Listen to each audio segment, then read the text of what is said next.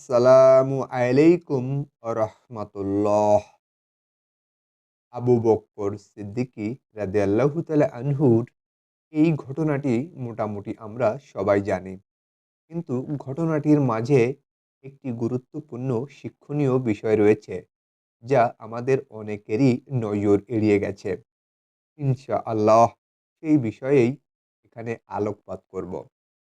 মুহাম্মদ ইবনে হাম্বল রহিমাহুল্লাহ কর্তৃক বর্ণিত জাবির বিন আবদুল্লাহ রাহমাতুল্লাহ আলাইহি এই হাদিসটি বর্ণনা করেছেন।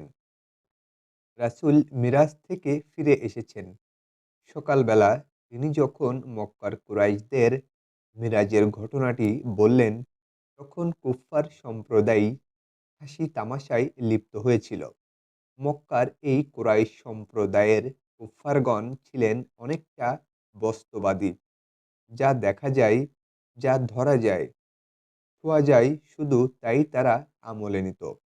রাসূল এর মিরাজের ঘটনাটিকে তারা একটা হাতিয়ার হিসেবে ধরে নিল, আর এর মাধ্যমে মিরাজের ঘটনাটিকে মিথ্যা প্রমাণ করতে চাইল। কুফফার সম্প্রদায়ের কিছু লোক আবু বকর সিদ্দিকী রাদিয়াল্লাহু তাআলা আনহু এর নিকট গেলেন। তিনি বাণিজ্য থেকে কিছুক্ষণ আগে ফিরে এসেছেন, তাই তখনও রাসূল এর সাথে দেখা করতে পারেননি। কুফফার সম্প্রদায়ই তাকে বলল, শুনেছ কি, তোমার সঙ্গী কি সব বলা শুরু করেছে। সে বলছে সে নাকি এক রাতের মধ্যে মক্কা থেকে বাইতুল মাকদাস জেরুজালেম যেয়ে আবার মক্কায় ফিরে এসেছে। আবু বক্কর রাদিয়াল্লাহু তাআলা আনহু বললেন, এই কথাগুলো কি তিনি বলেছেন? তারা জবাব দিল, হ্যাঁ। এরপর আবু বক্কর রাদিয়াল্লাহু তাআলা আনহু বললেন, আমি সাক্ষ্য দিচ্ছি, যদি তিনি সত্যি বলে থাকেন তাহলে তিনি সত্য বলেছেন।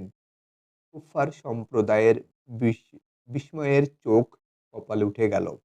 তারা বলল, তুমি বিশ্বাস করো সে বৃহত্তর সিরিয়ায় যে আবার এক রাতের মধ্যে ফিরে এসেছে? আবু বক্কর রাদিয়াল্লাহু তাআলা আনহু বললেন, আমি তাকে বিশ্বাস করি, বরং এর চেয়েও বেশি বিশ্বাস করি ওইসব বিষয়ে যেগুলো তার নিকট ওহী হিসাবে এসেছে।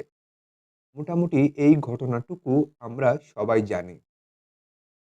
কোনো বইতে পড়ে কিংবা কারোর নিকট থেকে এই ঘটনা শুনে আমরা পুলকিত হই, কিন্তু এই ঘটনার মাঝে গুরুত্বপূর্ণ একটি হিকমা রয়েছে, যা আমাদের অনেকেরই নজর এড়িয়ে গেছে। কুফফার সম্প্রদায়ই যখন আবু বক্কর রাদিয়াল্লাহু তাআলা আনহুকে রাসূল এর মিরাজ সম্পর্কিত কথাটি বলল, তখন আবু বক্কর রাদিয়াল্লাহু তাআলা আনহু এর যদি দুর্লভ ঈমান থাকত বা দুর্বল ঈমান থাকত, তাহলে তিনি বলতেন, না, এই ঘটনাটি সত্য নয়। অথবা আবু বক্কর রাদিয়াল্লাহু তাআলা আনহু যদি এমন হতেন যাকে খুব সহজেই কথার চাতুরী দ্বারা অভিভূত করা যায়, তাহলে তিনি বলতেন ঘটনাটি সত্য। আবু বক্কর রাদিয়াল্লাহু তাআলা আনহু চমৎকারভাবে উত্তর দিয়েছিলেন, মাশাআল্লাহ। তিনি ঘটনাটি শুনেছেন কুফফারদের মুখে। আর তাই আবু বক্কর রাদিয়াল্লাহু তাআলা বললেন, যদি তিনি সত্যি বলে থাকেন তাহলে তিনি সত্য বলেছেন। এর ২ টি অংশ রয়েছে। প্রথমত, যদি তিনি সত্যি বলে থাকেন, হাদিস বিশেষজ্ঞগণ এই পদ্ধতিতে কাজ করেন। অর্থাৎ যদি উৎস সত্যি রাসূল এর নিকট থেকে আসে। দ্বিতীয়ত, তাহলে তা সত্য। সে হচ্ছে ওহী, আল্লাহর নিকট থেকে রাসূল এর উপর নাজিলকৃত।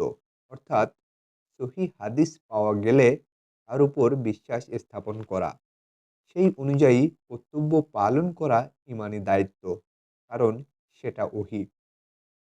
এমন কথা বলা যাবে না যে এটা তো আমার যুক্তিতে টিকল না, বা আমার বাপ-দাদাদের কখনো এমন কিছু বলতে বা করতে দেখিনি, কিংবা আমার মাযহাবে এমনটি সমর্থন করে না। আবু বক্কর সিদ্দিক রাদিয়াল্লাহু তাআলা আনহু এর এই ঘটনা থেকে আমাদের জন্য গুরুত্বপূর্ণ শিক্ষণীয় বিষয় হচ্ছে এটাই, রাসূল এর কথা সহিভাবে আমাদের নিকট পৌঁছালে বিনা বাক্য ব্যয়ে তা মেনে নিতে হবে। তার উপর বিশ্বাস স্থাপন করতে হবে এবং সেই অনুযায়ী কর্ম পালন করতে হবে। যেটা আমার নিকট যুক্তিতে টিকুক আর না টিকুক। আমার চারপাশের লোকজন সেটা মানুক আর না মানুক, রাসূল এর কথার বিশ্বাস স্থাপন করতেই হবে এবং তার যথাসাধ্য অনুসরণ করতে হবে। আল্লাহ তাআলা আমাদের রাসূল এর সাহাবীদের মতো করে দ্বীন ইসলামকে বুঝার তৌফিক দান করুক এবং সেই অনুযায়ী আমল করার তৌফিক দান করুক। আমিন।